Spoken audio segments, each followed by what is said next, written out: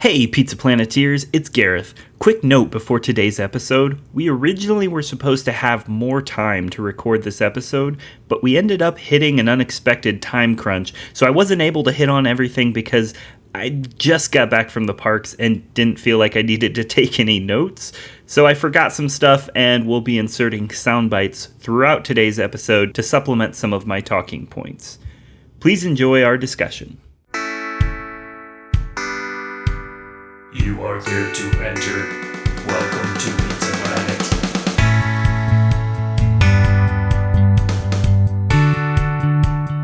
Welcome to Pizza Planet. A Pixar podcast. I'm Ben. And I'm Gareth. And we're your delivery guys. Bringing you a square box of round, hot, cheesy Pixar goodness. We've got a bounty of slices in today's feast, so let's dig in. Welcome to Pizza Planet. Can I take your order? Oh, you want to know what's on the menu today? Today's special is on Pixar in the parks. Today we are going to painstakingly go through and talk about every Pixar-themed attraction at all 6 Disney parks in North America. And we have a guest today. So to help us talk about the parks, we decided to bring in a Disney World expert, Luke Smith, who is also my cousin. Say hi, Luke. Thank you. Welcome, Luke. So the reason we're bringing him in is because Ben and I haven't been to all the parks. So fun fact, a couple years ago, Ben and I had realized we had never been to a Disney park before. And we're like, well, we got to go. So we planned a road trip to Orlando. We got to go to Magic Kingdom. We got to go to Hollywood Studios. Mm-hmm. We did not get to go to Epcot or Animal Kingdom. Yeah. And then just this last month, my wife and I went for our 1-year anniversary to Disneyland on the West Coast. So we got to hit up Disneyland and Disney California Adventure. Oh, yeah. And we're like, well, let's talk about it on the podcast because there's so many Pixar-themed attractions, especially at Disney California Adventure. And we're like, well, we've never been to Epcot. We've never been to Disney Animal Kingdom. We got to bring in an expert. So that's why Luke is here. He's going to help us fill in the cracks, and we're going to talk about all 6 Disney parks. Woo! Let's do it. So to get things started, Ben's going to lead our discussion on Magic Kingdom. Take it away, Ben. All right. So Magic Kingdom. So we're starting off with Monsters, Inc. Laugh Floor. Just quick backstory. So when we went to Disney, these rides that I'm about to go over, these are ones that I've been on personally. So I'm excited to talk about this because I get a chance to kind of like reminisce, like as Gareth said, going back to our first time and only time that I've been together. So Monsters, Inc. Laugh Floor is a really fun ride. So as you come into the ride, well, I shouldn't say a ride, it's a show. But as you get ready to go in, there's some really great signs that have some pretty hilarious like one-liners. So one of the signs says, "The future of energy is a joke," and one says, "Help power Monstropolis. Send us your jokes." And this is pretty cool because as I'll get into it, the show is very interactive, so they welcome people's jokes. It's a part of the show, but we'll get to that. Then it says, if chosen, your joke will be performed in the show and you'll be famous. And there's like a disclaimer that says, famous in Monster World only. Human world fame may vary. So those are pretty good jokes. So as you like make your way and you're waiting to get into the main area of the laugh floor, it's kind of cool because it's monster themed. There's like these TVs that are like spread out like tube TV styles, like they're spread out throughout this like hallway that kind of wraps around as you're waiting to get in. So Mike is the MC, which he says stands for Monster of Ceremonies.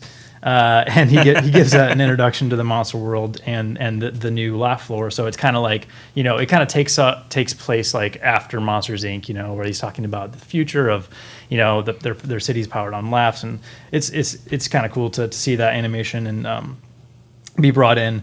Some fun lines in the video. He goes, laugh as if our entire city depended on it, because it is, as is my job. No pressure, don't worry. So you get into this larger room. There's lots of rows of seats. There's a big screen with 2 smaller screens on the sides. There is, as the show begins, there is again, Mike is the MC. It's it's animated on the screen, and he introduces one by one other characters from the monster world to do like stand-up comedy, basically. And it's really neat because the voice actors are actually performing live. So this is live Minus comedy. Mike. Right, yeah, Mike's pre-recorded, but the all of the stand-up bits are all live, and the animation of their mouths actually matches like seamlessly, which is really interesting how they pull that off. And there's a screen on the left side that actually has like a live camera that will feature people in the audience, and so there'll be like some fun gags throughout the show where they'll say something funny and they'll like show someone in the audience. As I was preparing for this, the video that I watched, it was actually really funny. Like the people in the audience were playing along. There'd be a little text bar that says like, this guy stinks or whatever. Like this guy smells kind of funny or whatever, and everyone laughs along. But when we were there, the guy that like they kind of usually pick like one person to kind of keep focusing on. It's like the joke is like they keep picking on the same And when we were there, the guy really was not having it.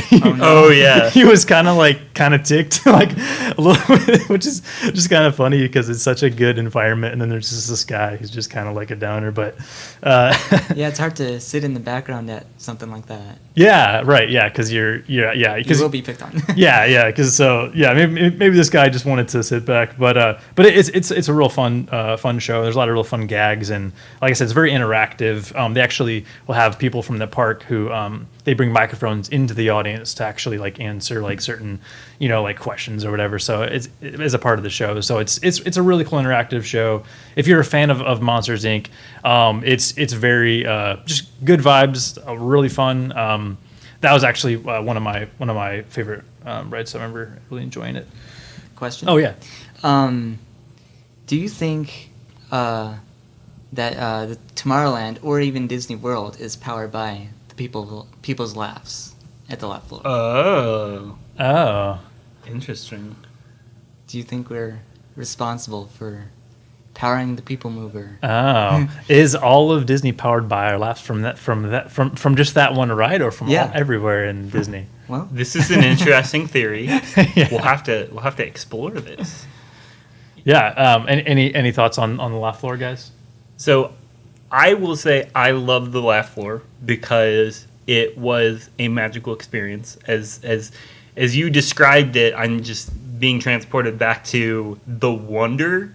Like, Ben and I had never experienced a Disney park before that day. And it was just like ride after ride, attraction after attraction. We're just like being mind blown.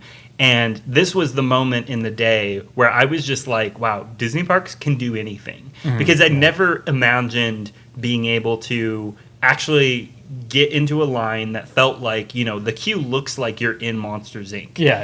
And there's an in-story purpose for you, a human, to be there. Like, you're in the story of Monsters Inc. This is obviously it takes place after the movie, after they've, gotten rid of scare power. And so it makes sense. Like, if there's a laugh shortage, just bring the humans into the plant and put on comedy shows rather than doing one show for a kid at a time. That's such slow going. Right. But you bring an entire crowd into your plant, you're good to go. So it makes sense from a story perspective. Yeah. And the fact that they have the technology to have animated characters perform live and interact with the audience and make comments about oh, I like your hat, or them using the jokes that were submitted, like you mentioned the joke submissions. Text and jokes. Yeah. It's such a great idea for an attraction because it's fully immersive. It places you in the movie, and it's infinitely redoable. You could go on it 10 times in one day and it'll be a different show every time. Oh, that's pretty cool. So I mean, obviously they'll probably reuse some of the same jokes if you go 10 times in the same day, but they're going to have a different experience with each different audience. Yeah, that's really cool. It definitely is on the top of the list for me as far as immersive, as you said, in the story of that Pixar film. Yes. Yeah, it's super good. And also, speaking of being in the world, also when you're there on the right side of in the area, there's a giant laugh canister. Remember that? Yeah. So it's just kind of cool little touches they had there. Yeah. too. Yeah. It'd be cool went up and down. the Oh yeah, bar. depending on the Yeah, audience. depending on that's- how much laughing. That would be actually pretty cool. Yeah. Well, I think that the whole story is that we're trying to fill it up. Oh yeah. Because I think they're- that at the end they do something that makes it go all the way. To Oh yeah. fill all the way up. Keep the lights on, guys. Come on. I was thinking about the technology behind this attraction. Like you don't think of comedians as being something that Disney needs Oh yeah. for every day. Like, and if you don't Mhm. have any comedians, then the attraction can't run. That's a good Yeah, point. it takes. See, Yeah. that's Live one thing. actors. It relies on those actors. Yeah, Do that's it the one. whole day. Yeah, that's one thing about Disney cast members is that like people forget that there are day-to-day roles that take so much skill and so much practice. Like if you're learning choreography or you're like doing something else like in a show where you have to like know how to do specific skill basically. And you're right, like in this case you need somebody who is a professional stand-up comic who knows how to handle a crowd and can make it family friendly. Like Yeah. that's like a big ask for an employment, you know, and they do a great job. So Yeah. And is there a second person puppeteering the see, I wonder if the puppeteering. animated character? I need to look up like a behind the scenes if there is a behind the scenes on it. But my guess is that the person doing the voice is probably puppeteering. There's probably different buttons like on a keyboard that they can use to kind of almost like a video game character, like make this expression, now walk to the left side of the stage, Yeah. make this expression, like kind of thing. And the mouth movement is probably tracking with the like actual sound. The sound. Yeah. Sound Okay. waves. That would Yeah. be how that works. Yeah. That takes talent too. Yeah, no, there it is very like advanced. And I was gonna say earlier too, like they easily could have just gone with like costume based, which would have probably been cheesy. Like seeing like a big fluffy Mike. It's like who doesn't his expression doesn't move. Yeah. Like they could have done that. But this is way more immersive. It feels like you're in the world. It doesn't feel like kiddie.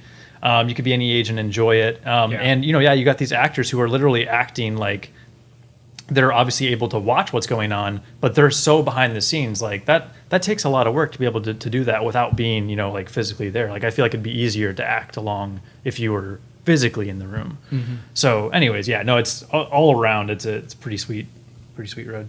Cool. All right, well, I'm moving on to Buzz Lightyear Space Ranger Spin. So this ride, so you walk into the space station. There's just a ton of cool things to look at. There is one of note is there's a really cool animatronic of Buzz, where he's he's moving, he's talking. It's just a really cool.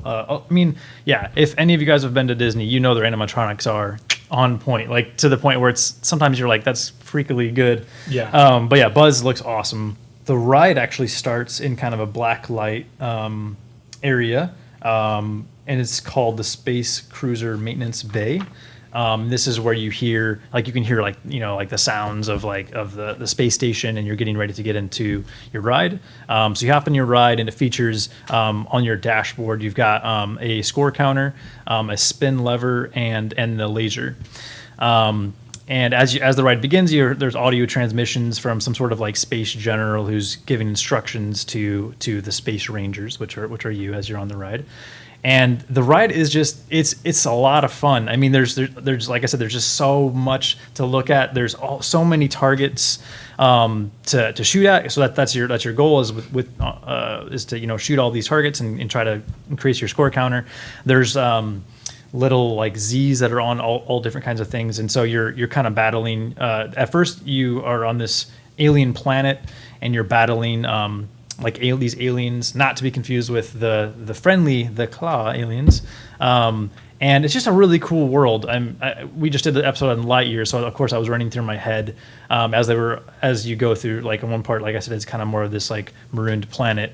But we see Zurg early on too, and there's a battle going on there as you're trying to wage war against him, and eventually you're trying to attack his what they call his secret weapon. So yeah, it's a really fun ride. It's pretty action packed. I don't remember what my score was on that ride. But. Yeah, so I tried to look at my scores for this ride before the discussion today. I think the day that you and I went, you were in the other vehicle with Brady, and I was by myself, so I never recorded your score. But I think mine was 926,900. Ooh, almost a million. I'm going to talk a little bit about that later on when we talk about Astro Blasters, but I'm pretty sure that's actually a freaking good score. The second time I went on Not to brag. Space Ranger Spin, I was with my now wife and her two friends, Luke and Allison, and that time Stephanie got 27,800, I got 27,900.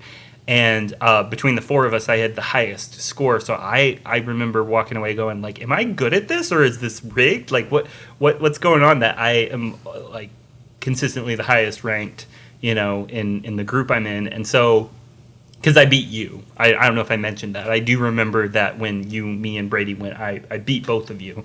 Okay. I don't remember what your scores were, but they were less than 926,900. You went from 900,000 to 20-something thousand? Yeah, exactly. And that's what kinda confuses me, Yeah. is that, like, what is considered a good score on Space Ranger Spin? If anybody knows, if any listeners know, contact us on Facebook, Instagram, because I'm really curious, but I will talk more about this when we talk about Astro Blasters. Cool.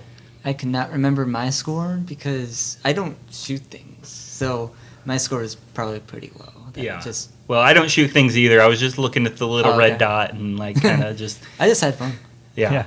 It's a very fun ride, and I like that it has that interactive aspect where it's not just like a dark ride, because a lot of dark rides is just like takes you from scene to scene, and this was a dark ride that has similar imagery, but the story is less about, like, what's happening to the characters and more so like what's happening to you. It's like, oh, Zurg's everywhere, like he keeps showing up, and like there's all these little Z targets, and we gotta shoot him, and it's just it makes it more not to overuse this word, but it makes it a little bit more immersive. Yeah. That you're actually interacting with the ride versus witnessing a story unfold as most dark rides do. Yeah, it's a light ride. It's fun. It's there's not overly complicated for sure. Any thoughts on that ride, Luke? Or No, it's pretty good. cool, awesome. Well, I'm gonna toss it now over to Luke for some more rides. Yes. Let's go over to the Animal Kingdom. We're going over to It's Tough to Be a Bug, which is their 3D film within the Tree of Life. Is it inside the Tree of Life? It is inside the Tree of Life. Oh, I didn't know you could go in there. Yes. So the Tree of Life is it's the icon of the Animal Kingdom, and it's this huge tree with different animal carvings in it. You could look at it for days, examine it, and you'll find a new animal just everywhere you look. That's carved awesome. into the tree. Dang. It is not a real tree. I figured. It is man-made. And then you take this path, this off-beaten path, and you go around the tree, under some roots, and then deep under the tree, you find this lobby, where there's different movie posters up, but bug-themed. Like a Beauty and the Bugs. I think is one. I can't remember some of the others, but you wait, and then the doors open, and then you grab your 3D glasses, and then you head into the theater.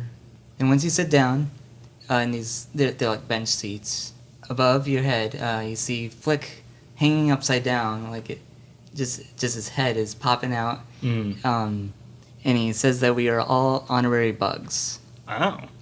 All deemed honorary bugs. Okay. You put on your 3D glasses, and then the show starts. The curtain is actually butterflies.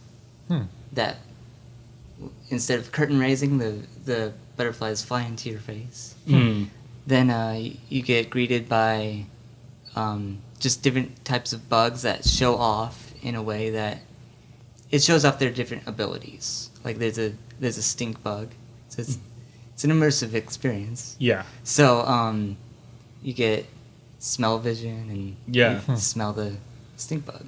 Oh, and you can actually smell it. Yeah. Yeah, that's cool. And we're having this good time, and then we get greeted by Hopper Yikes. in a massive animatronic off to the side. And he's like, what are these guys doing here? And he's like, they're honorary bugs. And then he's like, no, they want to kill us. They spray us with pesticides. And so he's just hating on us. And and then he tries to threaten us with arachnids. So if you go on this experience and you have arachnophobia, Which you I might stay do. away. Oh, sorry, Garrett. Yeah. Wait, do you, Luke, we talked about spiders earlier. Oh yes, bigger spiders. Oh, okay. Yeah. But these spiders come down from the ceiling. Oof. You do not see them beforehand at all, so it's pretty frightening. Yikes. I think he tries to spray us with a version of, like, it's not pesticide, but it's humanicide. Oh, okay. The theater kind of fills with smoke, and that doesn't work, so.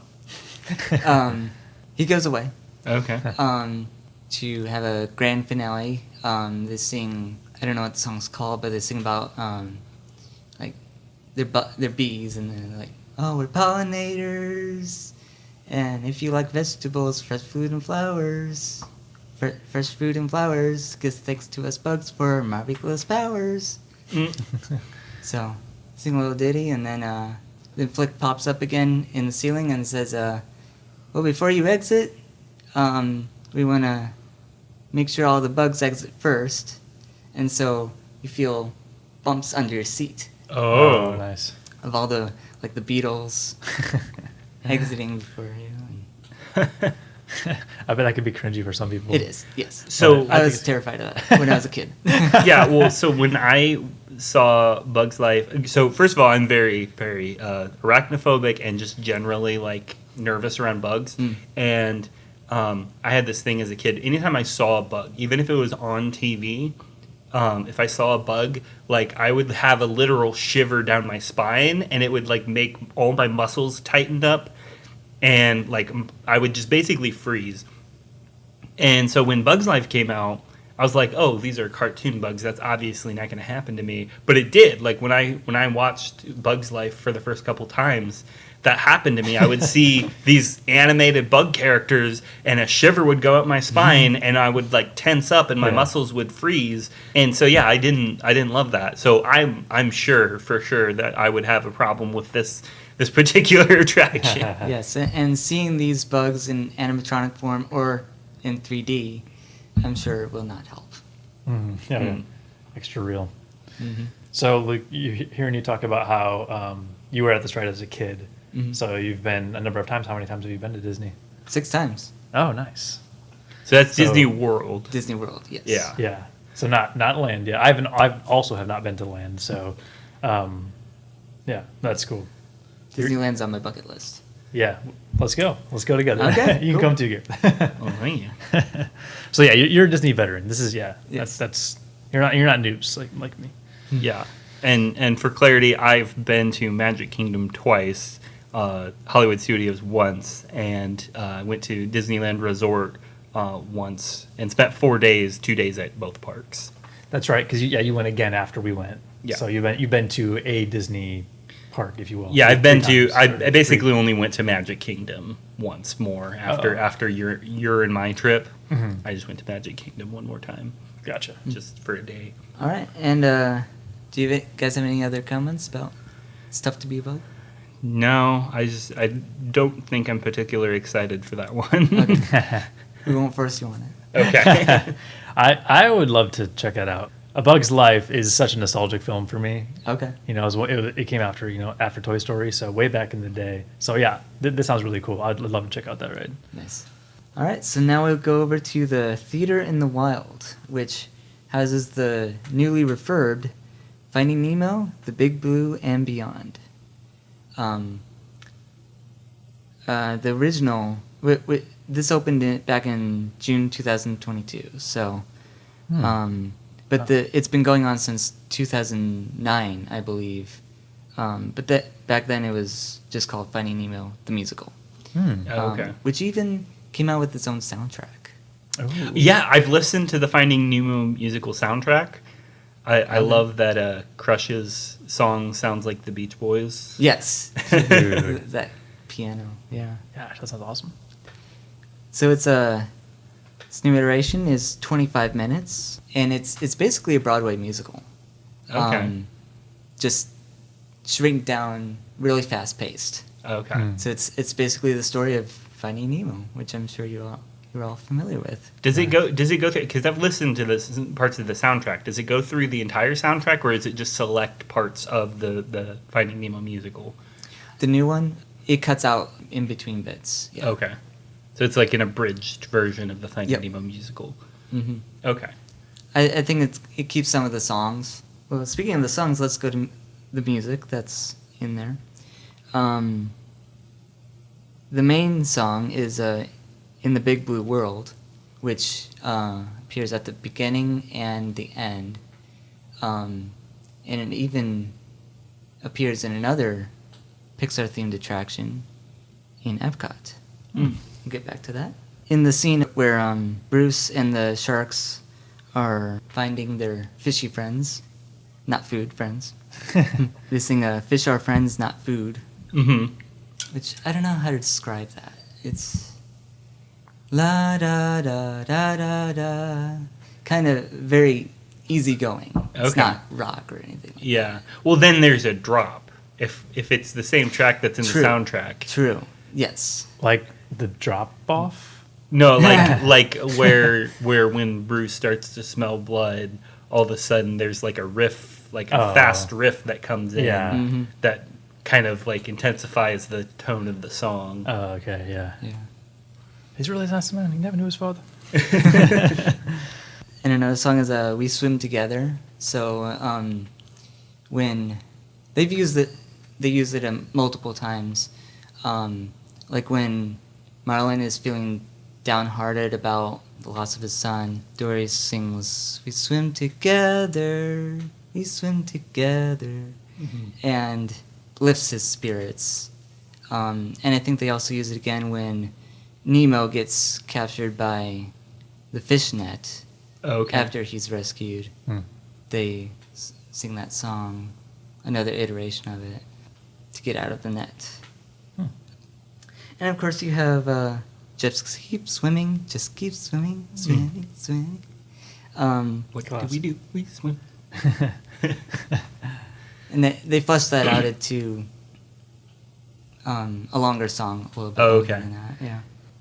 And then as Gareth was mentioned earlier, the song "Go with the Flow," sung Yeah. by Crush. I listened to that several times. That's on one of my Disney playlists now. Nice.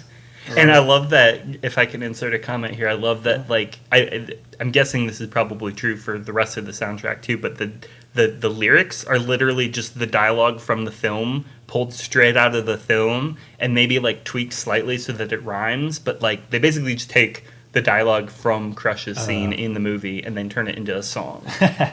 And it's Yes. it's very, very brilliant how they are able to make it sound like a Beach Boys song. That's awesome. Yeah, it's crazy. So with the story, like I said, it's the story of Finding Nemo. It's very fast-paced. It hits all the points that matter, like one part that I'm surprised that they kept in was the fish that swim and make shapes. Oh, yeah. I don't know what you would call those. Oh, yeah. The school. I School, don't yeah, remember school what of the fish. actual official name for Mhm. that group is, but yeah, I would call it like the School of Fish. Okay. Yeah. The Ratzenberger School. Yeah. There you go. Yeah. There he is. yeah. Did he make a cameo in the musical, John Ratzenberger? Not the musical. Oh, okay. But so since they're puppets, they're actually just people in a full Yeah. puppet costume, but they have like oven mitts as the fish. Okay. So you just see the oven mitts making all the shapes. Yeah. So they kept that in, and then the story is actually told by Gil and the rest of the fish from the fish tank. The Fish Tank Gang. Yeah. They start the story off at the very beginning, And then in between scenes or major scenes, they'll pop in and move the story along. Mm-hmm. And looking at the puppets themselves, I really appreciate the puppets because they're the Lion King. If you've ever seen the Lion King yes. musical, Yep. You and I were both at the Lion King Broadway on tour when it came to South Bend. yes, it was amazing. Yeah. If you remember Timon's puppet, Mm-hmm. how you can fully see The puppeteer. the puppeteer himself, and then he's just holding a puppet off to the side. Yep. But you're only focusing on the puppet, Right. Mm-hmm. but you can totally see the puppeteer's expression. Correct. That's basically how all the puppets are in this musical. Gotcha. So when, say, Bruce is singing about now wanting to eat Dory, Mm-hmm. eat fish, Yeah. you can see his expression and Yeah. how he's just hungry. Yeah.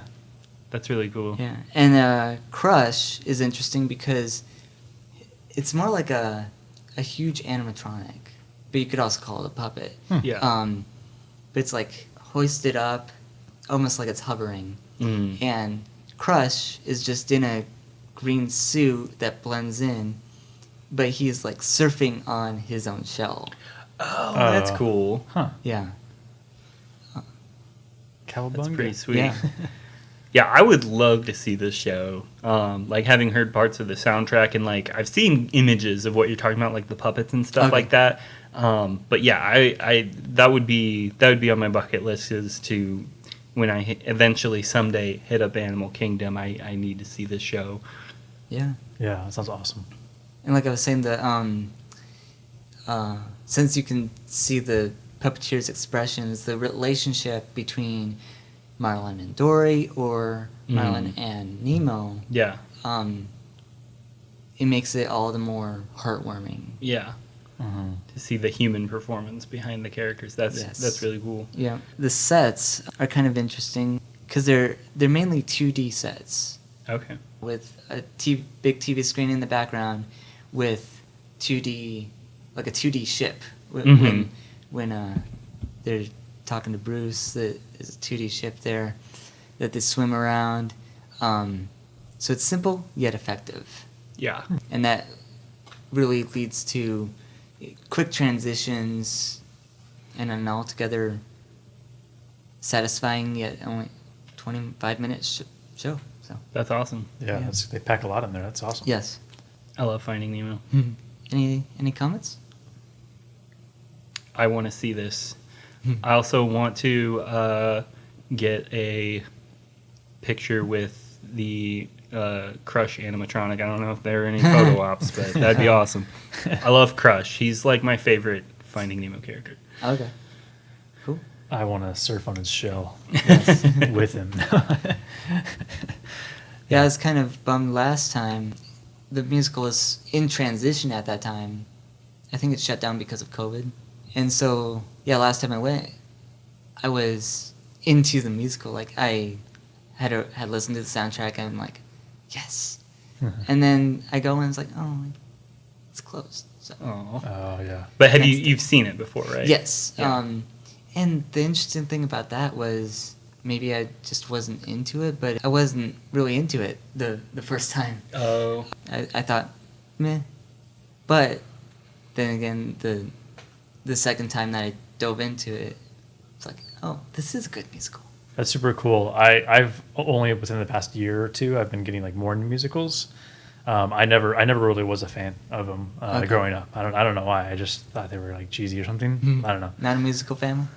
Well, the thing is that we were. I've always loved music and stuff, but for some reason that storytelling format, to me it came off as like kind of kiddie or whatever. Mm-hmm. But then as I got older, and it's like I said in recent years, I film children's musicals as a part of my one of my clients that I do for work. And I'm just totally drawn into musicals now. I love them. Welcome to the club, Ben. Yeah, right. Yeah, late to the game, but happy to be here. No, but yeah, like that's like it's so brilliant. You know, like taking an amazing film like Finding Nemo. Who doesn't love Finding Nemo? turning it into a musical is just super cool. And yeah, like if you're already a fan of the story, like you get to see the story in a new way that you haven't before. Maybe like me, I've watched the movie like a bajillion times. Cool to see it in that different way, but also the music, right? Like you're gonna hear new songs and stuff. So yeah, I'm just a big advocate for them, and I think it's cool to think about like what other in the future, like what other Pixar films especially like they could turn into musicals too. Yeah. But Sounds like a topic for a future podcast episode. And who knows, it could go from the parks and onto Broadway. oh yeah, That would be sweet. And so now I'll pass it over to Gareth as we talk about Disneyland. Oh, yeah. So first we're going to talk about Buzz Lightyear Astro Blaster. So we did talk about Buzz Lightyear Space Ranger Spin, which is on the East Coast. On the West Coast at Disneyland, we have Buzz Lightyear Astro Blasters, which is essentially the same ride. I hate to say it, but there's minute differences. I don't know if the track is necessarily exactly the same, but from what I recall, having been on Space Ranger Spin twice, and then now I've been on Astro Blasters 3 times. Both rides are remarkably similar as far as the track goes, the layout. The ride vehicle, you still have the spinning aspect. You still have all the Z targets and a lot of the same like scenes depicted. But the difference that there is the actual gun you use to shoot the lasers at the targets. On the East Coast at Space Ranger Spin, you have kind of like a mounted turret gun almost, something that's on the vehicle that you can kind of like point around in different areas. In Astro Blasters, you actually have a physical like blaster that you hold in your hand and can more articulately like point around. Like I was like shooting over my shoulder and stuff like that. Nice. So I think that actually gave it a little bit of an edge for me, liking it a little bit more, having an actual blaster in hand. I also went on the ride once solo without my wife, so I was able to sit in the middle and double fist, like handle. I was basically going Old West style, like handling both blasters in both hands at once, and so That's awesome. and believe it or not, I got a good score on both hands. So that's the next thing I want to talk about is scores. So I had mentioned my score on Space Ranger Spin, but at Astro Blasters, they actually have a status board that gives you a context. Like I'd been wondering for the longest time, like what is a good score on Space Ranger Spin? Astro Blasters actually tells you. They have a list of rankings all the way from Star Cadet to Galactic Hero. There's 7 levels, 1 through 7. Depending on what your score is, you land on one of those 7 levels. So all 3 times, and I got level 3. My wife got level 3 both times she was on, which is Planetary Pilot. And that accounts for anything between 10,001 and 100,000 points. So if you recall, my first experience on Space Ranger Spin was 926,900. So I could be wrong, but I think that would put me at Space Scout status, which is level 4, if the scoring is comparable East Coast to West Coast. So that's another thing. Like, if you know anything, listeners, if you know anything about the difference between scoring on the East Coast and scoring on the West Coast, please let me know in the comments. Gareth really wants to know, guys. I'm fascinated by this because especially Do I because suck? there's an actual status board that tells you how good you are Yeah. at Astro Blasters, but the Space Ranger Spin is just kind of like guess. Yeah. You know, It's kind of strange that they leave it. Anyways. So everyone's a winner. So that's Astro Blasters. Next to Astro Blasters, or I shouldn't say next to Astro Blasters, in Tomorrowland, which is where Astro Blasters is, you also have something that the East Coast does not have, which is Alien Pizza Planet. Oh, So there is an actual physical Pizza Planet restaurant you can go to in California. It's in Tomorrowland at Disneyland. And I got to eat Hawaiian pizza there. It was delicious. I recommend it. I especially like the crust. I will say my favorite part of the pizza at Pizza Planet was the crust. It's a very soft but thick kind of like hearty crust, like almost like a soft breadstick kind of texture. And then taste it right now. I also had the alien macaroons. So they have like little macaroons that are shaped like the heads of the aliens from Cute. Pizza Planet. And did they go no as you did them? yeah. No, they tasted really fruity. I'm trying to figure out how to describe them. It might be a lime flavor, like the cookie part. But then like the filling, there's like a jam. Maybe it's a raspberry jam, and then in the very middle, in the center, there's like a lemon custard kind of flavor. So there's a lot of different fruit flavors, different fruity notes, and so that's what the alien macaroon is like, if you're curious. But I ate there, and the last attraction at Disneyland that is Pixar themed is Finding Nemo Submarine Voyage. Ooh. And it wasn't open. No. So this one was one I was really looking forward to because, as I said earlier, I love Finding Nemo, and I was super excited about the idea of a submarine ride because I've always loved the idea of like a ride that's like goes underwater. Yeah, it's so cool. Yeah. I thought it was brilliant to pair that with Finding Nemo, and I was so excited. And then it was closed for refurbishment, and it was just a couple days before we had left for our trip that they announced when the ride was going to reopen. Yeah. And it's opening at the end of July, which we're recording this mid-July, so it hasn't even opened yet now. But by the time this comes out, I think it's going to be reopened.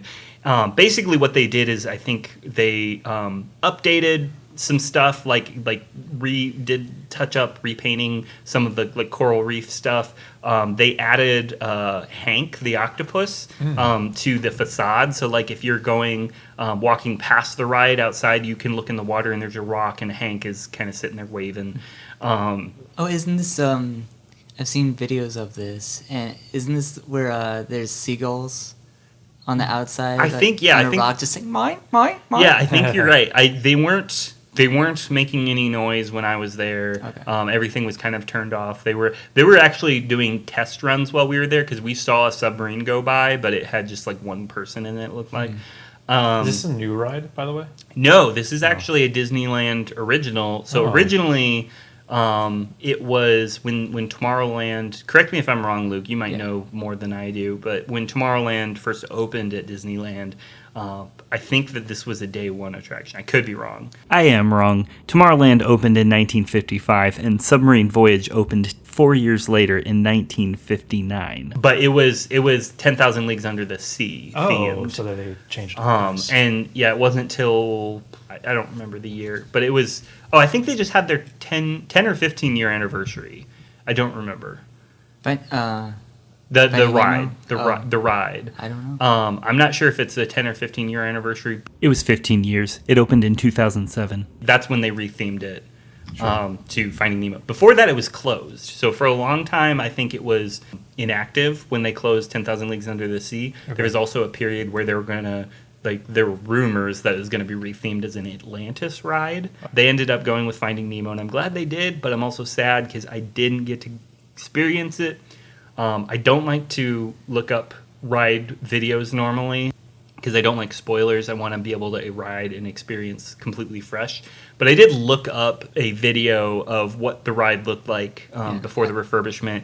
I did too, yeah. And it just seems like it's you're in a submarine. You have a small access window to see outside you, and it just kind of takes you through scenes that kind of mirror Finding Nemo. And the scenes are depicted partially using animatronics. There's some animatronic stuff underwater, but they also have like some kind of projection technology that lets the animated characters actually appear outside your window. Oh. So you once again are looking for Nemo. Nemo is lost now, and we're trying to find him. I think he's playing hide and seek or something like that. Something like that, and then it ends. You go to like an underwater volcano where you've got the tank gang chanting. Mount Hakalugi. Yeah, and so there's just different. There's a narration, I believe, who gives some kind of like Jungle Cruise-esque exposition as you're going through. If I recall, the video just shows like one tiny little window, and there's not a lot to see. Yeah, you're just looking straight forward. And from what I saw, it's very cramped. Like you're knee to knee. A lot of people, on a bench. people sitting on one side or the other of the submarine. They're seeing the same thing. But okay. at the beginning of the ride, everything's bright because, well, if you go during the daytime, and then you see like ruins of Atlantis or something like that. And then you go into the quote-unquote show building where it's a lot darker, and then that's where the projections of the Finding Nemo gang are. And I think they do voiceovers. The cast. Yeah, the cast. And then they try and produce a loose storyline based on what the characters say. Okay. Trying to find Nemo. Nice. That's cool. That's Finding Nemo Submarine Voyage. I wish I got to go on it before the refurbishment, but I guess someday maybe I'll go back to California and I'll get to experience the new version with the Finding Dory characters implemented. Oh, yeah. Hey guys, a couple things that I forgot to mention when we were originally recording this episode. First, there is a Pixar reference in Disneyland Forever. If you don't know, Disneyland Forever is the big fireworks show that they do at night. During the show, there is a Finding Nemo sequence that includes a Nemo puppet swimming along Tinkerbell's path over Sleeping Beauty's castle. It's pretty sweet. Secondly, this isn't an overt Pixar reference, but the Tropical Hideaway in Adventureland does sell bao, and I got to try it. So it's not supposed to be a reference to the short film Bao or even Turning Red. It's just a type of food that they sell at that particular restaurant, but it was really cool to be able to try that food at Disneyland. And this probably goes without saying, but it was delicious. Probably my favorite snack that I sampled at either park. That's everything at Disneyland. So things are about to get much heavier because there's a lot more stuff at these upcoming parks we're going to be talking about. We're going to be starting things off talking about Hollywood Studios. And Ben's going to be leading that one. All right. So we're in Hollywood Studios. So we're going to talk about Toy Story Land. So within Toy Story Land, there's a number of awesome Pixar rides and attractions. So I'm just going to start with, I'll go one by one real quick for y'all to bring you into the land of Toy Story. But I'm going to start with just talking about like walking into the land as you're exploring, and then we'll go into the individual attractions that are within the land. So Toy Story Land is pretty epic. So you walk in, I remember walking in with Gareth, and it is just nostalgia overload. If you're a fan of Toy Story, you are basically the size of a toy, and everything else is like from a toy's perspective. And sometimes it's actually even, I feel like you're even smaller than a toy because there'll be like giant Woody or giant Buzz and stuff. Everything's like big, larger than life. And so you just feel like this tiny little toy that's up in this big Toy Story world, and it's awesome. You hear the music of the Toy Story theme playing, and you're like, oh, hit you in the heartstrings. It's so good. There's, as I said, the sign Giant Woody with the blocks that spell out Toy Story Land that you walk by. There's like these huge colored lights that are kind of draped over the walkways, and when it's nighttime, those kind of like light up the walkways of Toy Story Land, and it's really beautiful. There's these large Tinker toys that you walk around. Everything is toy themed. Everything. So again, if you're a Disney fan, this is not news to you, but they go above and beyond at their parks. So you've got like things like umbrellas, railings, tables, light poles are all toys. There's a Tinker Toy bridge that you walk across. Easter egg find. There's a giant Luxo ball. Hard to miss. If you miss it, you gotta work on your eyesight. But there's a giant Luxo ball. They do these live shows that are pretty sweet. Gareth and I saw a live show of the Army Men from Toy Story, and were they wearing suits or were they painted? I can't remember exactly what they. Both. They were wearing like uniforms that looked like green plastic, but then their actual skin was also painted green to match. That's right. And they did a little like boot camp. Yeah, kind of like a boot camp demonstration, drill sergeant kind of stuff. It was a lot of fun. That everyone like circles around them, like as far as the park attendees, all the guests, we all kind of circle around the event. So it's kind of communal. It's kind of fun. Then at the end, when you leave the park, there's like this giant box of like connects and a barrel of monkeys that are stringing above you, and it's such a cool land. So we're gonna hop in now to Alien Swirling Saucers. That is a tongue twister. Is the first ride we're going to talk about in Toy Story Land. There's a giant buzz outside. There's robots with pizza swords, like Pizza Planet, like our intro on YouTube. You actually see the robots from Pizza Planet outside. So at first glance, the ride just seems like a traditional spinning saucer ride that you see a lot, but it's actually pretty unique. So each person is in a saucer, which is pulled behind like an alien from Toy Story. And you're constantly there's these different patterns, and you're constantly being thrown off a circular pattern onto another pattern, and that catches you, and you go around, and you're thrown onto another pattern, and you're kind of being jerked around, and you're spinning, and it's actually kind of like interesting, and it's very unpredictable. That's kind of the part I remember about the ride that I enjoyed the most was the unpredictability. So yeah, that's Alien Swirling Saucers. I remember when I rode this ride, it felt like I was so close to the car in front of me. Like I felt like I was gonna hit it. Yeah. And it's amazing how they do that. Yeah, it really is. It's like this you're moving around and there's a lot happening, but yeah, like you're like coming so close, and then you jet off to another area, and it's pretty fun. Pretty cool ride technology. So now we're gonna talk about Slinky Dog Dash. So this one is it catches your eye. It's one of the biggest attractions that you see when you're there. It's this giant, large red coaster, and it's Slinky. That's the coaster that you ride on, and there's a giant the red track all around. Once you get into Slinky Dog, the decor is really cool. The decor is what looks like Andy's drawings, like if Andy himself designed the coaster like in his bedroom. That's kind of the vibe that I got. Yeah.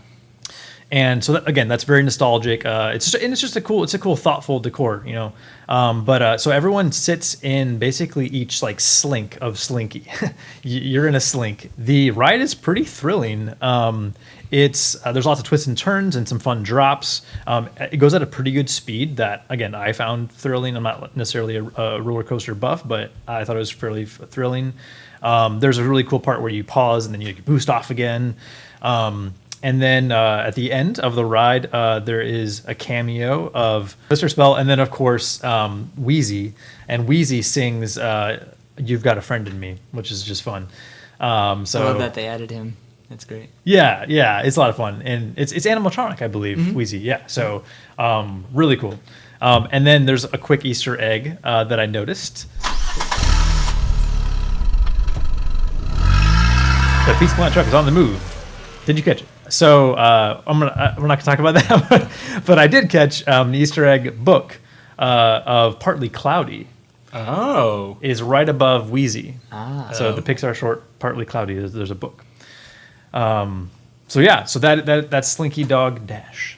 I love Slinky Dog Dash. Yeah. I love that it's like a mild coaster that you can take your kids on it. It's not intense. It's just fun. Yeah, it's a fun ride. Yeah. Did you ride on it when you were during the day or at night? We actually rode it at night. We did, waited. yes. We waited to avoid the crowds, and then we're rewarded with what we're told is a better experience. Oh.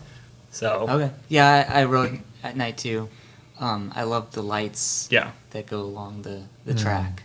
That Oh, really that's adds cool. something. yeah. It's pretty magical at night in Toy Story Land in general. At night, it's Yeah. awesome. So the next ride I'm going to talk about is Toy Story Midway Mania. So this is a really fun ride. It reminded me a little bit of the Buzz Lightyear Space Ranger spin in that it's a shooting ride, but it is awesome. Again, big nostalgia vibes here. So when you walk into Toy Story Mania, again, you're the size of the toy of a toy.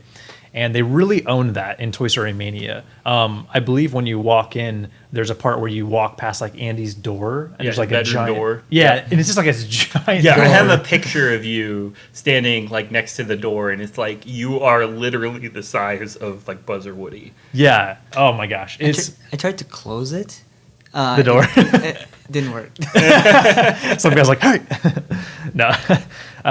Yeah. That was a big moment for me when I was in that ride, getting ready to go in Toy Story Mania, when I really was aware of the Toy Story POV or of the toy POV, and it's awesome. And like there's the giant wallpaper of the clouds in Andy's room. It's so cool. There's a giant animatronic of Mr. Potato Head, which is awesome. He says he's the commentator. Yeah, pretty good. And yeah, there's giant Uno cards and other toys on the walls. So then you get ready for the ride. Each ride has 2 sets of guns back to back. You're like back to back with other people. It's 40 glasses that you put on. I don't remember smelling anything, so I don't know how true 4D it is, but it's more like 3D, really. Yes. Yeah. Yeah. What I read online, it said 4D glasses, so I don't know if that's correct. I don't know I don't know about what that means. Maybe it's referring to the fact that like you're moving around. Well, you're handling the shooter, and that's like a physical object. Oh, yeah. Maybe that's what they're talking about. That could be it. Yeah.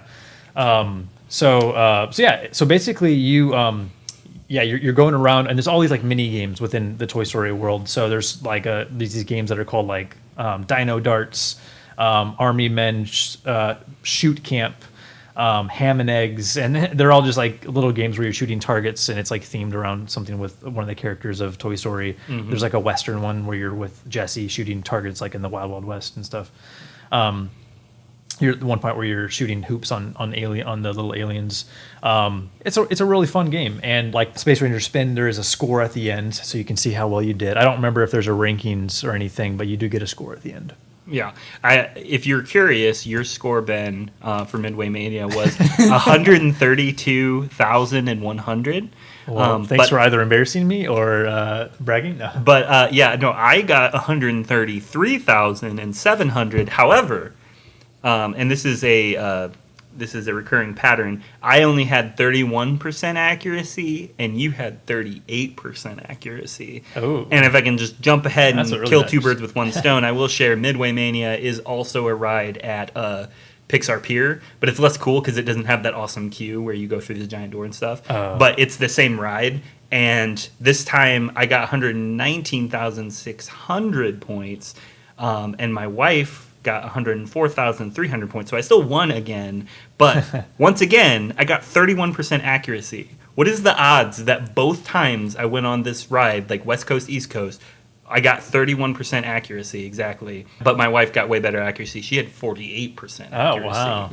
So this is my reoccurring pattern: is I always get more points, but at the cost of a much lower accuracy rate. Well, you're a consistent shooter, apparently. Yeah. Well, no, I'm an inconsistent shooter. That's the whole point of the accuracy number. Oh, okay. And something that I noticed in the queue is that once you walk through Andy's door and you see the wallpaper and the clouds, the whole ride actually takes place under Andy's bed. Oh, it does. Yep. Oh, interesting. I didn't catch that. Yeah. Nice. In the version on the East Coast. The Right. West Coast version does not have that. Oh, yeah. Right. That's really cool. Yeah. I like that. And so he takes something that he probably bought from a store. You see the box lying out in the queue. Oh. You're going through the box. I remember like that. I remember the box. It's like a big canopy. Yeah. So it's like he bought it from the store and he's putting it together under his bed, and that's really neat. That's really cool. Yeah. Yeah. Geez, those little touches like that is ridiculous. Imagineering at its best. For real. So the last attraction in Hollywood Studios I'm talking about is Lightning McQueen's Racing Academy. So this is similar to the Laugh Floor. It's more of like a show. So it's in a large open area with, again, lots of seats. There's a wraparound screen where most of the show is going to take place. There is an introduction from Mater on the screen. He starts singing a song, and it's called Lightning McQueen, The Untold Story That Ain't Been Told Yet. And it's kind of interactive. There's like words you sing along, like you can shout certain like words in the song and stuff. But then Lightning McQueen comes out as an animatronic, which is interesting because his eyes and mouth are like animated. Yeah. But the rest of him is like an actual like car. Yeah. So it's an interesting blend there. So there's video footage from the movies with cameos from some of the characters like Cruz Ramirez. Basically, the whole like shtick is that Lightning McQueen is like in this racing simulator, and then like he ends up like going on this like competition against Chick Hicks, and they're like racing against each other, and it's kind of supposed to be this kind of like inspirational. Like Lightning McQueen's like, you know, trying to give it like, you know, to kids like inspiration for how to be a good racer and stuff. That's the Racing Academy, Lightning McQueen. Yeah, because you and I didn't get to experience this. We didn't know about it, I think, when we were there. Yeah, you're right. As I was like, this is either the most forgettable ride ever, or we didn't go. So yeah, no, we did not know about it, and so we didn't actually check it out. But have you been on it, Luke? No, I haven't. I've seen footage of it, but I think we were just way too busy with Star Wars Galaxy's Edge. Yeah. And Toy Story Land. That's probably the same case for us. Yeah. We just wanted to spend like all of our time just walking around Galaxy's Edge and Toy Story Land. So yeah, exactly. We are now going over to Epcot. This is one of my favorite parks. More to do with the history of Epcot and what it meant to Walt. But besides that, I'm going to start off with Remy's Ratatouille Adventure. Ooh, One of the newer rides. nice. That it takes place over in the World Showcase. And within the World Showcase, it takes place in France. This is, I think, the third actual attraction within the World Showcase. Other than Remy, there's like Frozen or Three Caballeros, actually. Oh, okay. Remy's Ratatouille Adventure is a trackless dark ride that shrinks you down to the size of a rat. So the queue starts out in a courtyard with a nice fountain, and then you go inside, and once you exit a little hallway, you're quote-unquote outside again, and you're seeing rooftops indoors, and then you see Gusteau's big sign that he has with the 5 stars or 3 stars. Yeah, I don't remember. I think it changes in the movie, but yeah. And I thought he was still for like just a sign, but then he talked to me. Oh. Welcome to Remy's Ratatouille Adventure. Oh, that's cool. It's a video screen. So it's kind of like the Q pre-show. Yeah. Okay. Except I had to brush through it because it's short lines. So. Oh yeah. Yep. And then you arrive. You get your 3D glasses, and then you arrive to the loading area. You get into your car that's shaped like a mouse. It's like a circular mouse. You go along with 3 other cars, so you're a group of 4. And the way it starts is, well, let me say that it's mainly a screen ride. So the ride has practical sets that you ride through. Yeah. That are really detailed, but in between those are just wraparound screens that really immerse you into the world. So you come upon your first screen, which has Remy walking along a glass roof, and he's talking to the ghost of Gusteau. Yeah.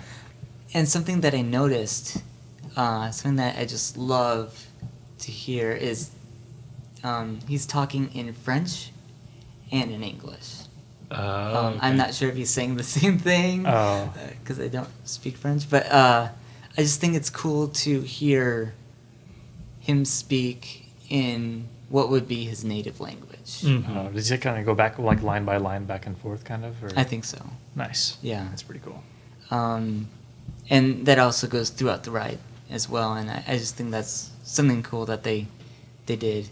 Yeah. It is a clone from Disneyland Paris. Okay. So that they probably use the same audio, so that might be a reason, because they speak English over there too.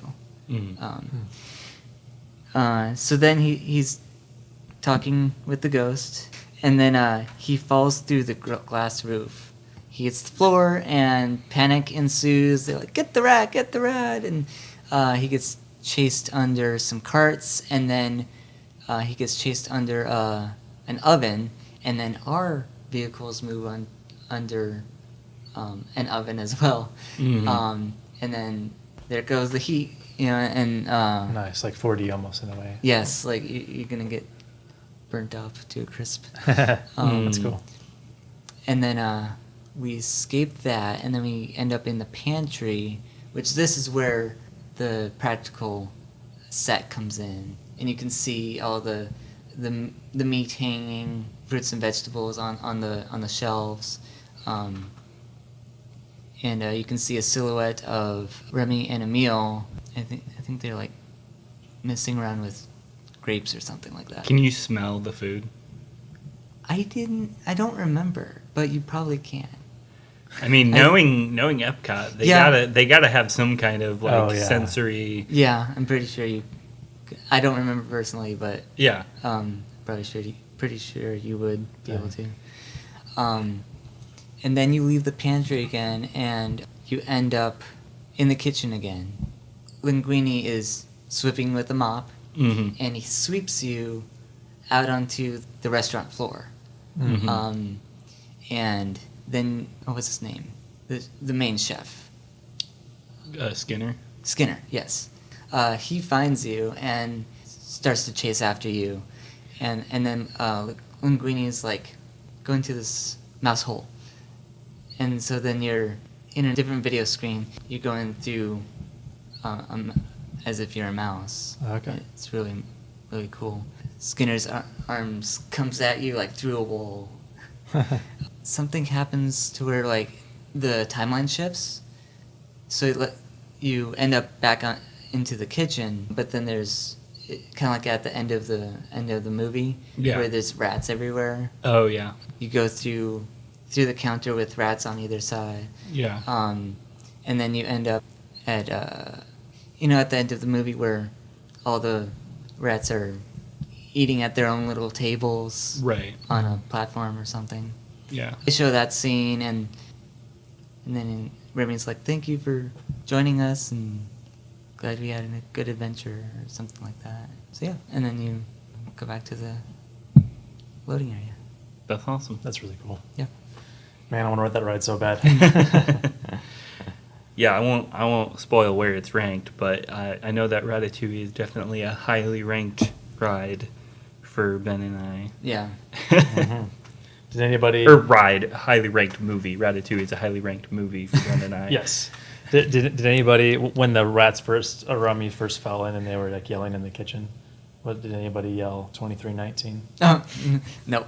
All right, now we're going over to the Seas with Nemo and Friends, which is the building, as well as there's an Omnimover ride. Omnimover is basically a chain of ride vehicles, and it just keeps going in a loop. Oh, kind of like Little Mermaid. Yeah, or Okay. Haunted Mansion. Or Haunted Mansion, yeah. Oh, nice. Yeah. Yep. It's kind of like the Submarine Voyage, Finding Nemo's Submarine Voyage, where they're trying to find Nemo, and that Nemo is playing hide and seek. Mm-hmm. And basically it's video screens with scenery around the video screens to help immerse. You run into Bruce and Crush, and Crush's section is pretty interesting. It's like a wraparound to make you feel like you're in the EAC. Oh, nice. Oh, that's cool. Yeah. And at the end of the ride, they look more like holograms, because instead of just being a video screen, you're looking out onto a window. Mm-hmm. And then all the gang is being projected onto that window. Which is pretty neat technology. Yeah, that's cool. After you exit the ride, there's an aquarium full of actual fish. Oh, that's cool. Yeah. But then you want to go talk to some turtles. So you go over to Turtle Talk with Crush. Basically, you sit down, and there's a guy with a microphone, and he introduces Crush to the audience, and you can... it's a lot like Laugh floor. the Laugh Floor. Yep. Okay. Same technology. Yep. Oh, cool. That's Yep. fun. It seems a little bit more advanced, though. A little bit. So you're talking with Crush. You can ask him questions. I've heard some pretty good questions, like, can you name all your children? Yeah. Yeah. If you look it up on like YouTube or TikTok, you're gonna find lots of really funny questions that have been asked to Crush. Yes. That's awesome. And I got handed off to the actor, because he has to carry the show basically by himself, besides Yeah, for real. his human counterpart. Yeah.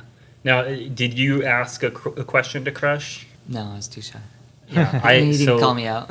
So I got to talk to Crush on the West Coast. I've still never been to Epcot, but they do have this attraction at California Adventure. It was really fun. The question I had asked him is actually kind of embarrassing because I was like, so you've obviously been to the East Coast before, and I think in my mind I was like equating that to like they have Turtle Talk with Crush on the East Coast, like in Florida, but the way they present Turtle Talk with Crush in California is it's like, oh, we're just a few miles away from the Pacific shoreline, so this is actually a window into the Pacific Ocean that we're looking into like a tank. Okay. And he's out in the Pacific Ocean, and then he comes to meet us at California Adventure.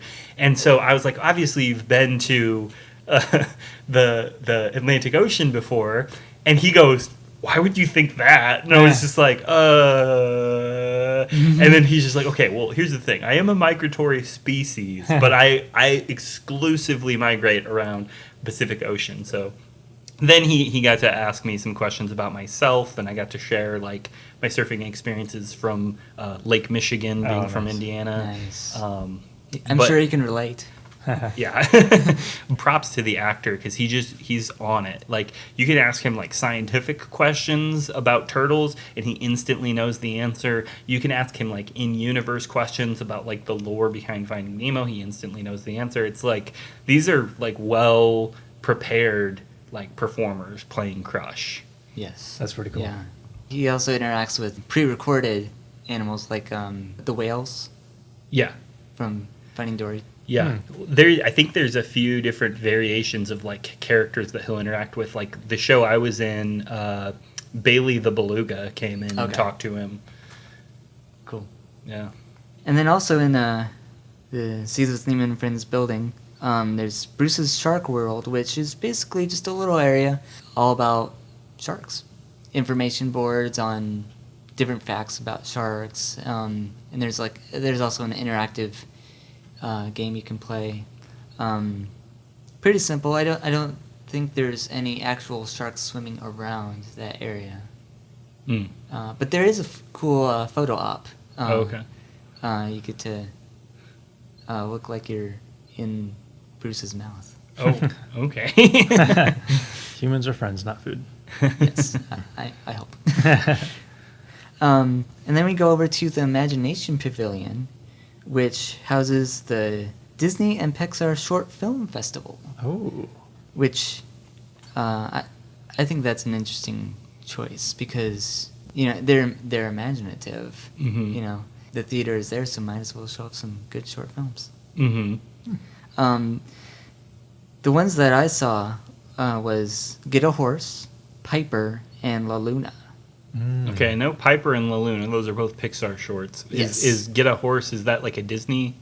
Yes, Okay. it looks like one of the original Disney shorts. Okay, one of like the old black and white. Yes. Mickey shorts. But then it becomes computer animated, and they have some fun with that. Oh. Yeah. That's cool. Interesting. Yeah. And the theater, I think, has some like subwoofers. So like in Get a Horse, when at one point they burst through the screen, and that's when they become digital, Oh. and so the theater shakes. Oh, nice. Yeah. That's pretty sweet. And I think they switch out the short films as well. And it really gives a person a chance to see it at the parks if they haven't already. That's really cool. Yeah. And I think that's it for Epcot. I can't wait to go to Epcot someday. Yeah, Epcot's the top of my list. Well, Epcot and Magic Kingdom once Tron opens. But now we're going to talk about Disney California Adventure, the last of the 6 North American parks that we're going to talk about today.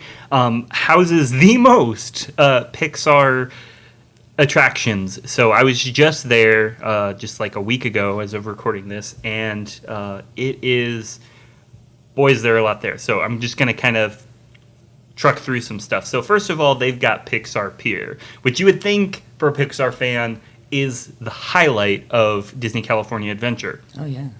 but you might be wrong.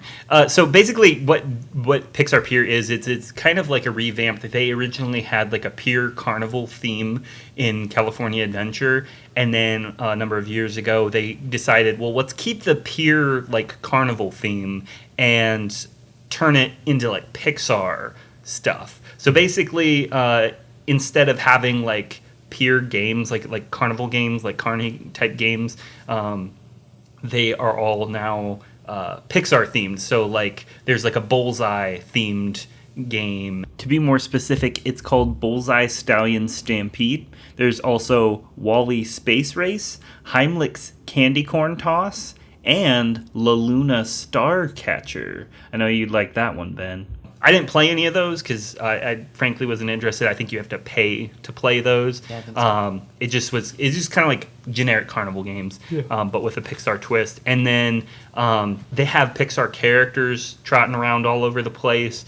So my wife and I got to meet Mike and Sully, which was awesome. Oh, nice. I do have to highlight this experience because it was so, how do I put this, emotional being like present with like an in-character actor, like an actor playing Mike and Sully, because like I was wearing my Mike shirt. My wife and I bought Googly Bear and Schmoopsy Poo t-shirts while we were there, and we were wearing those, and we went to meet Mike and Sully sees my shirt, and he does this hilarious gesture where he's just kind of like waving me over to Mike. He's like, you don't even want to see me. You're here to see this guy. And Mike just like puts his arms out and just starts like slowly moving towards me like this big hug. And it was the cutest thing. And I'm just like in my mind, like melting. I'm like, this is the coolest experience ever. So I got to hug both of them, got to take pictures with them. My wife got hugs too. And it was just, that was an incredible experience. But That's cool. we got to meet them. I also forgot to mention we met Captain Lightyear at Tomorrowland at Disneyland. So outside Space Mountain, they were doing meet and greets with the Captain Lightyear, which is the live action version of Buzz Lightyear from the new movie. Oh, wow. So they had a real live actor rather than being like, having like a mask and stuff. He Yeah. was like an actual person you could talk to and stuff. Really? So I got to talk to That's cool. and get pictures with Captain Lightyear, and he signed my Monsters University hat. I'll have to show you that later. He signed my Monsters University hat. That's cool. But anyways, back to DCA, Pixar Pier. They also have Inside Out Emotional Whirlwind. I did not ride this ride because it's just basically a generic like carnival ride, like with lots of spinning, and I don't love spinning, so my wife and I kind of opted out of that one. But we did get some pictures with the statues of the characters next to the ride, which was pretty cool. Jesse's Critter Carousel. This is a Jesse themed ride where it's a merry-go-round, classic merry-go-round, but all the horses are the animals from Woody's Roundup. I Oh, love it. They're so cute. Yeah, and they have skunks, which I'm obsessed with skunks, so I had to ride the skunk. I had to get lots of pictures of skunk stuff while I was at the parks, but yeah, one of them was me on Jesse's Critter Carousel. Next up would be the Pixar Pal Around, which is just it's a Ferris wheel, like classic carnival Ferris wheel, but with the twist that the gondolas you're in, some of them are just normal gondolas, but the every other one is like on a swinging track. And apparently those cause motion sickness, so my wife and I opted to... I would not want to do that. Yeah, my wife and I opted to do the stagnant gondola. Good idea. What's unique about it as a Pixar ride is just that each gondola has different characters on it, like they're the quote-unquote Pixar pals. So you got Buzz and Woody on one, you've got Ian and Barley on another, you've got oddly enough they had Joe Gardner and then the cat from Soul. Oh, nice. Yeah. They had like Maylin from Turning Red and then her red panda form. So they had like almost every Pixar movie accounted for, I believe, except for Lightyear on that ride, which was pretty cool. That's really cool. They had Toy Story Midway Mania, just like the East Coast, but it was less cool because the queue was different. The Incredicoaster is kind of the centerpiece of Pixar Pier. That's like the big attraction. So I didn't love the Incredicoaster. I like the theming. It takes a story about Jack kind of like going off to like, he starts teleporting around, and they're like, "Oh no, we got to catch Jack!" Going And so you over. hear like voiceover throughout the ride of like characters being like, "He went over there, he went over there," that's awesome. and like when you take off, you hear Dash go 3, 2, 1, go, and then like the roller coaster takes off at like a really fast acceleration. Do you know how fast?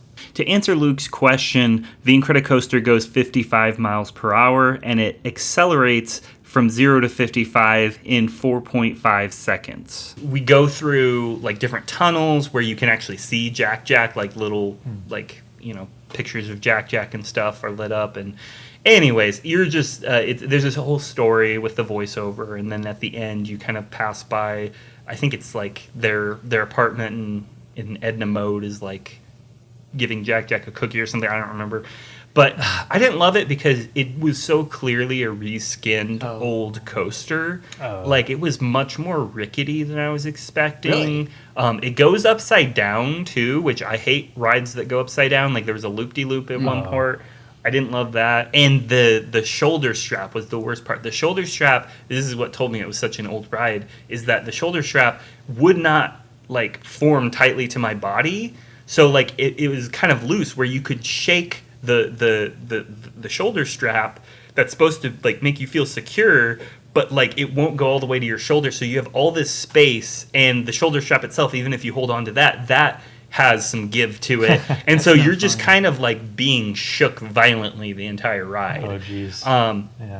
We went on it once and I was like, that was enough. I would much more recommend that you look up like a ride through, because you can see all the cool stuff, hear the voiceover if you watch a ride through. But the ride itself, in my opinion, as a person who doesn't love violent coasters, is not a recommendation for me.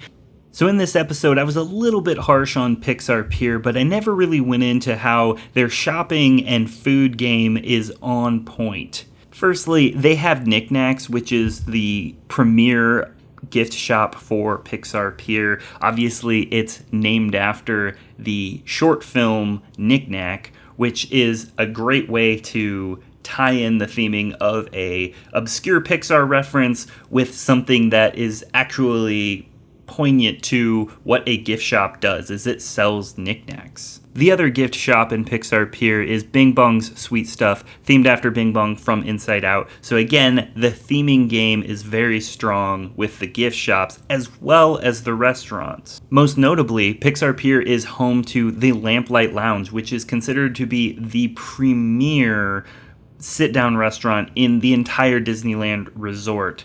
It's very hard to get in, at least in our experience, and from what we've read online, we weren't able to get a table, but it apparently sells some pretty nice food, and the whole theme is around Pixar. A really, really fun reference is the Poultry Palace, which is the restaurant from the short film Small Fry. It was one of the Toy Story shorts where it had the little Buzz Lightyear, basically like a toy you get out of a Happy Meal. And the Poultry Palace building is cleverly shaped like a fast food kids meal box. So it's just a really, really clever tie-in from one of the Toy Story shorts in the actual Pixar Pier food offerings. But seemingly, the rest of the restaurants in Pixar Pier are all character tie-ins, which is pretty cool. So the Adorable Snowman Frosted Treats obviously sells frozen treats, and it's themed after the Abominable Snowman from Monsters, Inc. You got Senor Buzz Churros, which is obviously themed after the Buzz that we meet in Toy Story 3, where he's speaking Spanish. Then there's Angry Dogs, which is Anger from Inside Out, selling you hot dogs with spicy toppings. And then there's Jack Cookie Num Nums, which is just outside the Incredicoaster, selling you cookies themed for Jack from The Incredibles. So that's Pixar Pier.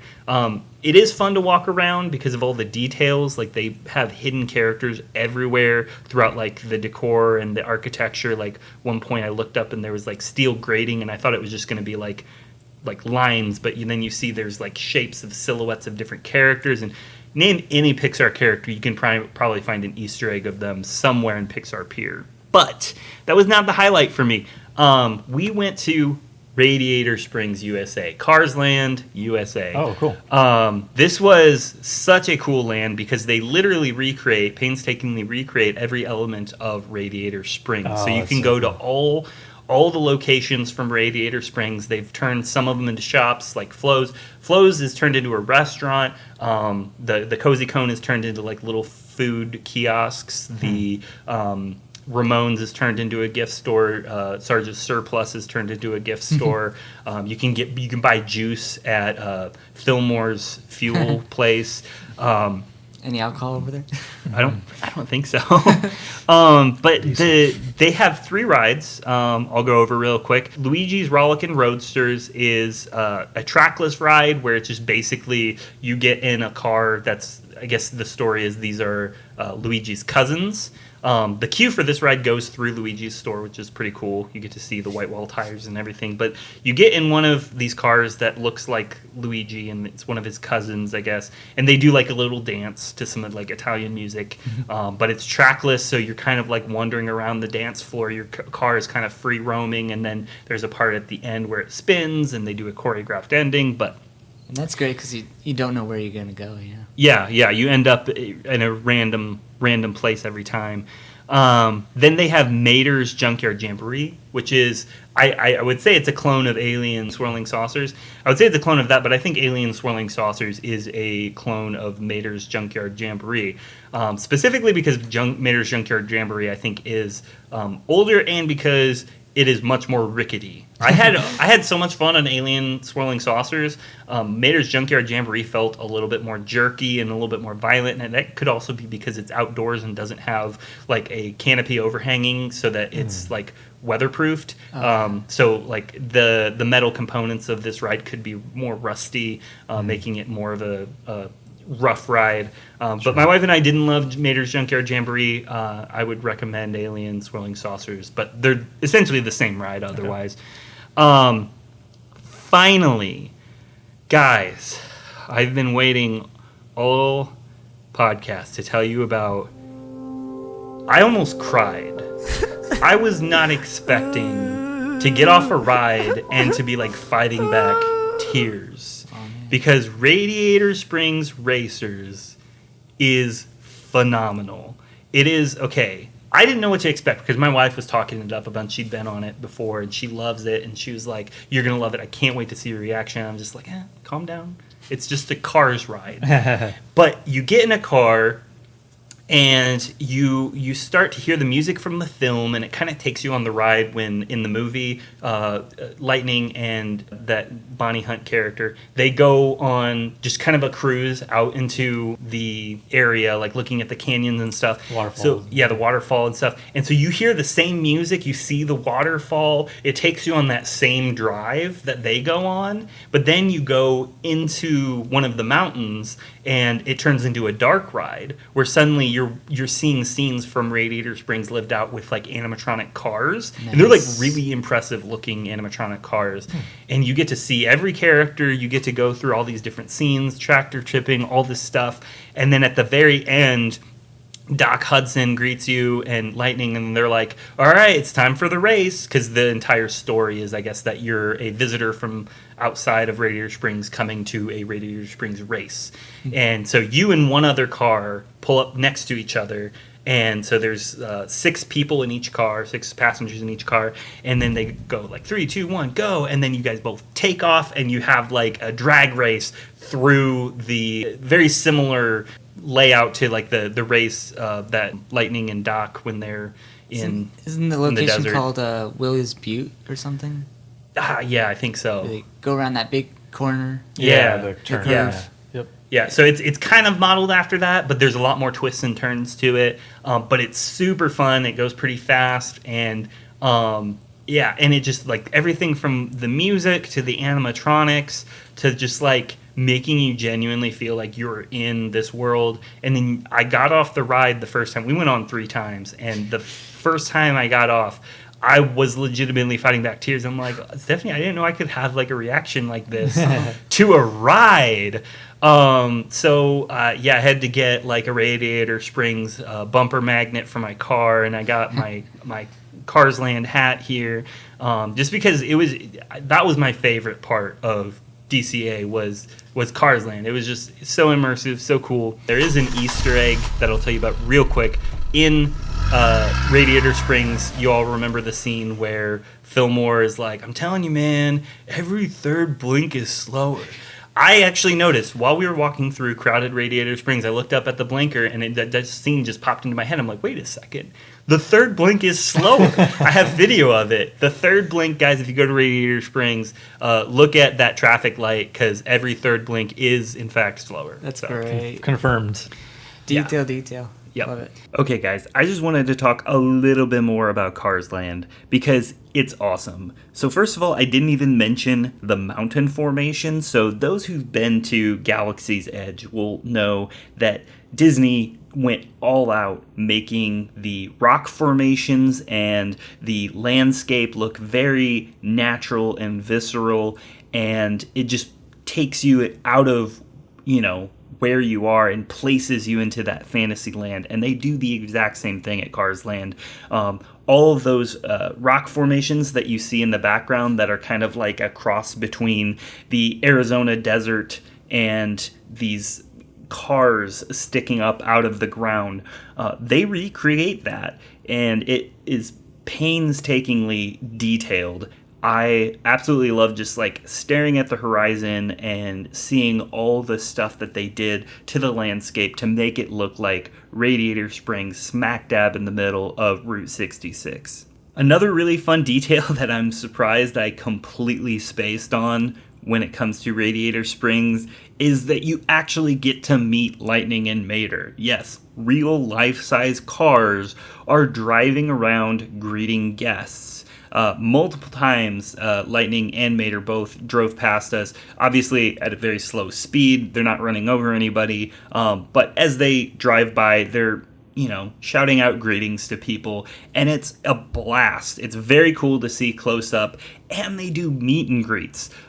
They pull up into the Cozy Cone area sometimes, and people can get in line to actually get their picture with them, and Stephanie and I got to meet Lightning McQueen up close and personal. It was pretty sweet. Now, I know I already mentioned how the stoplight, the third blink is always slower, and there's just all kinds of references like that throughout the land. And it's just a really, really richly detailed recreation of this world. And they're not skimping out on Easter eggs. And one of the cool things that I totally forgot to mention when we were recording this episode is Shaboom. So if you go to Cars Land, make sure you try and be there around sunset, because at sunset they do this whole lighting up of the street where all the neon lights, all the string lights, everything up and down the street in Radiator Springs get lit up to the song that they dance to in the movie. If you recall, in the first movie, they go cruising to the song Shaboom. And so at the park, during sunset, when all the lights are coming on, all the guests go out onto the road and go cruising, which is basically just dancing in a line up and down the road to the song Shaboom, which gets played over the loudspeakers. It's pretty surreal. I highly recommend just going to see. My wife and I did not participate in the actual dancing. We stood on the sidewalk, but it was pretty cool to actually see, and it was very reminiscent of the actual movie. Another small but fun detail that I wanted to touch on was the re-rideability of Radiator Springs racers. There's a lot of small things that you can notice on riding it a second and a third time, and there's just so many details that you won't catch them all in one ride, and so you're gonna want to ride it multiple times. One sequence in particular will actually take you in one of two paths, so as you know, at the end of the ride you're racing against another car, and so the two cars end up going through two different paths. One goes into Luigi's tire shop, where they put white wall tires on your car, and the other path takes you through Ramon's, where he gives you a paint job, and it's actually just water vapor, but it makes it look like it's using an airbrush on your car. It's pretty cool.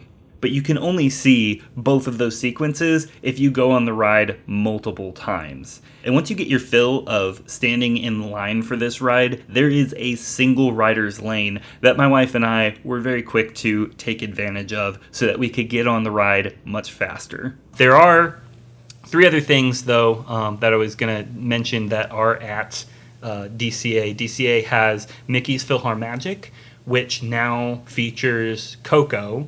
So for those who don't know, Mickey's PhilharMagic is a 3D film. You can go see it. They have it at Magic Kingdom on the East Coast, but here on the West Coast, it's at DCA, and it's basically Donald goes through all these different scenes in different Disney movies, and they've always been like Disney movies, like Disney Animation Studios movies, like Little Mermaid and Beauty and the Beast. But they just recently added a scene from Coco, so you can actually see Donald Duck interacting with characters from Coco while they're performing like songs from Coco. It's pretty cool. Wow. And then the next thing I was going to mention is they do have Monsters, Inc. Mike and Sully to the Rescue, which is a dark ride like with animatronics and stuff. So it's very similar to stuff you would see at Fantasyland and Magic Kingdom, but like a little bit more updated. You get in a Monstropolis taxi cab, and you basically just witness all the scenes, major scenes from the movie Monsters, Inc., performed with animatronics. It's pretty fun. It's odd that it's not in Pixar Pier. It's actually on the opposite side of the park. At the end of Mike and Sully to the Rescue, you're greeted by an animatronic Roz who seems eerily aware. Our first time riding, Steph and I were in the cab with 2 other guests, and I was the only guy in the car. I was in the back seat, and Roz called me out. Much to the glee of the rest of the car, she accused me of making eyes at her, addressing me as the gentleman in the back seat. That prompt would not have worked if I had been sitting in the front seat, or there had been a second guy next to me, or if there were all women in the car.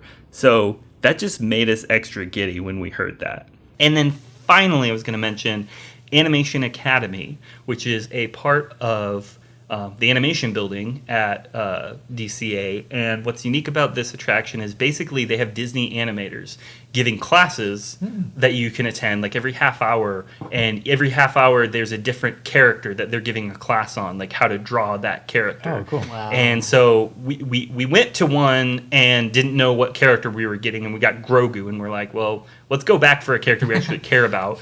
And so we learned when they were doing a class on how to draw Meilin in panda form. Oh. And so we got to go to a class with a Disney animator who taught us how to draw Meilin in panda form. And so I have the drawing. I forgot to grab it so I could show you guys, but I have the drawing of Meilin Lee from Turning Red that I drew, and turned out pretty good. That's a really cool idea for an attraction. Yeah. Good souvenir too.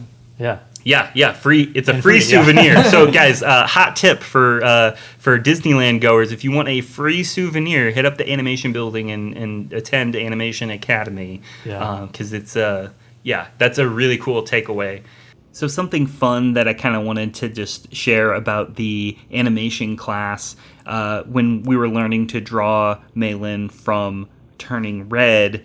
Between the 2 classes we took, there were multiple times where the teacher would ask a question, just a general question for anyone to answer. And I was very proud of myself every time there was a question. I usually knew the answer, so I would just speak up, and I was very proud of myself afterwards. But particularly proud of myself during the Turning Red drawing session, there was the question about who directed the movie Bao, because they were using a bao bun as a shape reference for something we were drawing in Meilin's head. And she just randomly threw out that question, like, does anyone happen to know who directed Bao? And I was like, oh my gosh, this is literally my wheelhouse. I just blurted out, Domi Shi, and there was a little bit of surprise in the voice of the teacher when she was like, that's right, and she directed Turning Red as well. And I'm like, yeah, I could have told you that. But I was really, really proud of myself.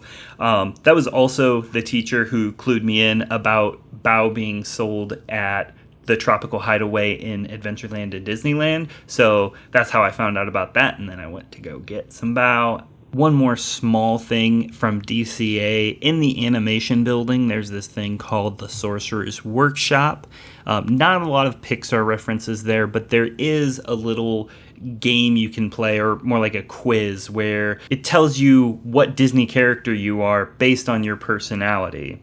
I got a really boring answer, but my wife was told that based on her personality, she's Eve from WALL-E, so I thought that was pretty cool. Finally, the last thing I was going to mention about DCA that I didn't really get to talk about in the episode is the World of Color. This is a night show that incorporates a lot of Pixar properties, stuff like Toy Story, Finding Nemo, A Bug's Life. There are so many references. It's chock full of animations and even some edited together to look like its own original thing. Like when they show a scene from Toy Story where Woody is challenging Buzz on whether he can fly or not, and then when Buzz is about to fly, it cuts to him actually flying. And I think it's the sequence from Toy Story 2 when you're seeing the in-video game footage of him flying, and it made the scene so original and work with the show, because if you don't know, the World of Color is a lights show that utilizes fountains and mist, and so it's projecting visuals onto the mist, so there's no screen. All the animation you're seeing is projected onto water. It's very cool, very beautiful, and it's all obviously set to music. You hear lots of iconic songs, but highly recommend World of Color for Pixar fans. But that is all the attractions. They also had Turtle Talk there, but we already talked about that. That was an exhaustive list of all the attractions. Now we're going to do top 4, right? Yeah, we'll do top 4. I'll lead it off. So, do we do top 4 or top 5? Because I'm You can do it either one. Whatever. Okay, so I'm just gonna say Radiator Springs Racers has got to be my number 1 now. It used to be Laugh Floor by a long shot. So it's kind of, maybe it's a tie. Laugh Floor, Radiator Springs Racers, you guys are both my number 1. Just the immersion. It's amazing. Astro Blasters is just infinitely fun. You can go on it so many times. Like I went on Astro Blasters like 3 times. I love, that you can hold a gun in both hands. For number 4, I'm torn between Slinky Dog Dash and Monsters Inc. Mike and Sully to the Rescue. I love dark rides that tell stories. Monsters Inc. is one of my favorites. So that ride was just really special, but Slinky Dog Dash is just fun. It's a big highlight for Toy Story Land, so I don't know. I'll just say that they're tied for 4th place. Nice. Cool. Awesome. Yeah. For me, it'd be hard for me to actually rank them. Maybe I'll just say these are my top 4. Okay. Because it's so hard for me to like rank them. But I would say Laugh Floor, Slinky Dog Dash, Toy Story Mania, and Buzz Lightyear Space Ranger Spin are my top 4. Okay. I think those are the only rides the rides that I went over, the only ones I've been to. Yeah. So once I go on more, when I go to the other parks and stuff, we'll change my list. Yeah. But those Remy's Adventure is probably going to be up there. Oh yeah, no, I'm excited for that. Well, my number 1 was Radiator Springs Racers, just because of the immersion and the top end animatronics. Wait, have you been on it? No. Oh, okay. I was going to say. But I've seen it. Oh, okay. Yeah. Yeah. Number 2 is Finding Nemo, Big Blue and Beyond, just because I love musicals, great music, great emotion. Number 3 is Remy's Ratatouille Adventure. You go through, an adventure. And it's really fun being shrunk to the size of a rat. I mean, that happens a lot. You get shrunk to the size of toys, you get shrunk everywhere. Yeah, it's so cool. And then my number 4 was Slinky Dog Dash, because it's a doable coaster. It's not too high up there. Yeah, it's really fun, and it's not like a reskin of an old coaster, so it's like it feels fresh and smooth. Yeah. Thank you, Luke, for joining us today, and for filling in the cracks with all the rides we have yet to experience. And we appreciate you coming on. And so, did you have anything you wanted to plug before we sign off? No, I'm on Facebook. Okay. And is there any good resources or places for people to learn more about the parks or rides or channels to watch rides? I listen to the WDW podcast, and he dives in weekly about different attractions and current things, or dives into the past. I think that's a really good podcast. Cool. Awesome. Any good docs you also recommend on Disney or Walt or on Netflix or something, or Disney Plus, I should say? I mean, Disney Plus has lots of stuff on the parks, whether it's like the Imagineering story. Okay. It's all about the history of the Disney parks. I think it's a 7-part series. It's really interesting. Cool. Really good. Is that the one where they go, the new one where they go behind the scenes, or they go like underneath the park? You know what I'm talking about, the new series? Oh, One Day at Disney. One Day at Disney, yes. Oh, Yeah. Nice. Yep. Yes. Yeah, it's a great series. Yeah. Cool. Awesome. Well, Thank you, guys. Yeah. It's been fun. Yeah. Thanks for coming on, dude. yeah. All right. Well, Do you have anything else, man? No, I don't. Well, as we say, Oh, for onward. to infinity. And beyond.